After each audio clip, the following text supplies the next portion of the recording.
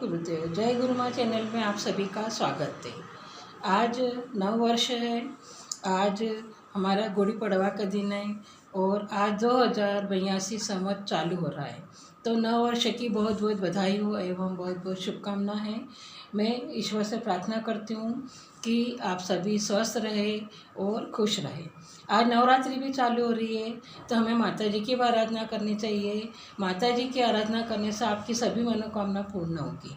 माता जी की आराधना में आप दुर्गा चालीसा करें और उन्हें खीर का प्रसाद का भोग लगाएं और एवं कन्या पूजन करें।